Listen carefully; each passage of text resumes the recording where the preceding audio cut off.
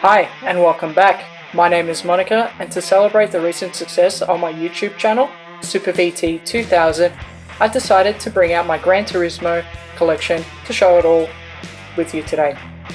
Some of you may know, but I actually started with Gran Turismo 2 as the first one in the series.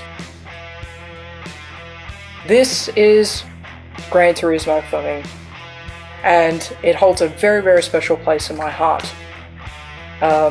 This copy here has the second disc that's meant to smell like burning rubber, which I know that wasn't available everywhere, so it's pretty cool that they did that. Unfortunately, they don't do anything like that anymore. But yeah, this was my first stop on the Gran Turismo journey, and I was fortunate enough that my partner owned Gran Turismo 1, so I went back and played that, and I liked it, but not as much as Gran Turismo 2. Still managed to conquer it though. So yeah, then from PlayStation 1, we went over to PlayStation 2. Gran Turismo 3 was the next one for me.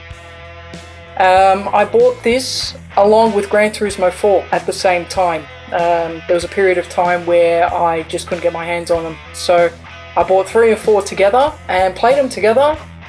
And I like the fact that they did have some Australian muscle cars in there. I believe this one had the Ford Falcon AU. I really wish to see some of those cars back again, but it still lives on in Gran Turismo 3. Another one that I've got is Gran Turismo Concept, which is an odd game.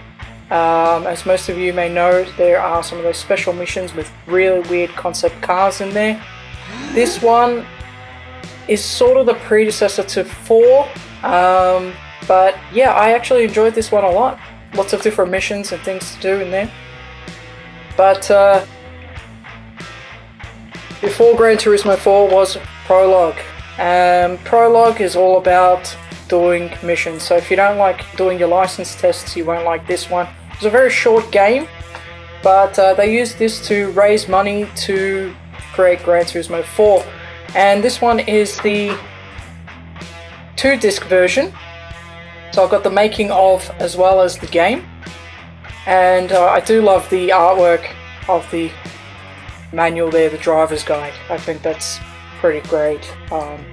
Actually, most of the early Gran Turismos, all the books were full of information and a lot of artwork had went into them. This one, Gran Turismo 4. I have problems with Gran Turismo 4. The load times were ridiculous.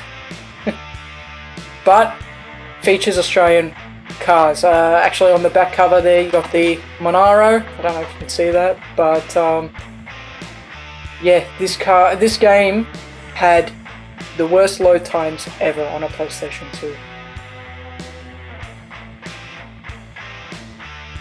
Yeah, I remember those days, just waiting to reset. Move on to the next screen. Killer. After PlayStation 2, we went to Gran Turismo 5, Gran Turismo 5 Prologue. There we are. I've got the Platinum and the Standard version.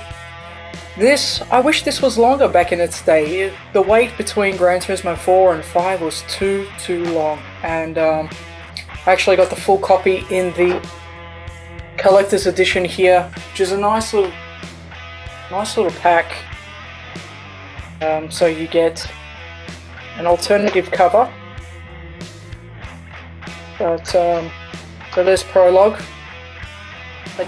The alternative cover for Gran Turismo 5 is this black and white copy instead of the colours.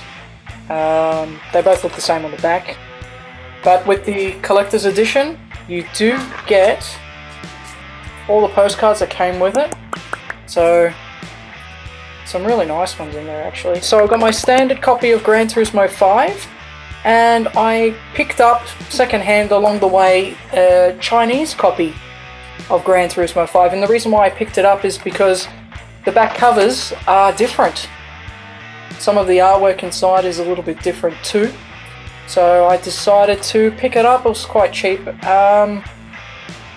But yeah, definitely different. It even still has some promotional info for PlayStation Home, which was also very big back in the day of Gran Turismo 5. And yeah, we move on to number 6. This is where I spent most of my time. As you can see, I've got the standard and the collector's edition. Both have the same artwork on the back, but obviously the metal tin, the discs is the same, the books are the same, so it's only the cover that's actually different here. Spent a lot of time on Gran Turismo 6, and again, there's a few Australian cars in there, which is always a plus.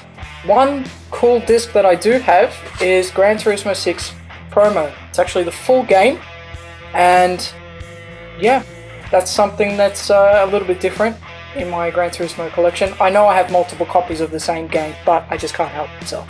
Then we move on to PlayStation 4. We all know and love Sport. Had a fantastic online side. Bit short on the single player side though.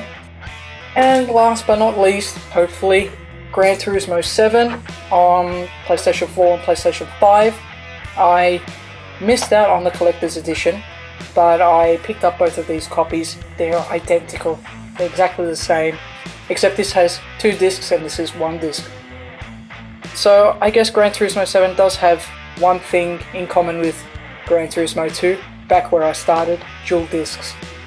So yeah guys, I hope you enjoyed this short walk through my collection, and if you liked the video, please consider subscribing to my channel. I do gameplay as well as live streaming on a weekly basis in Gran Turismo and also in ACC. Thanks very much for watching, appreciate it.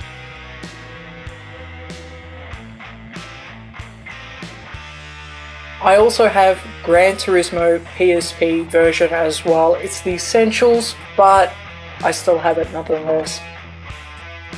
I got a PSP quite late in life and went back and bought this, and I tried to play it, but I found it extremely difficult to control on that little analog stick, and there was no manual transmission as well. However, for the collection's sake, still own it, and hopefully one day I get the non-essentials collection version to add to this one.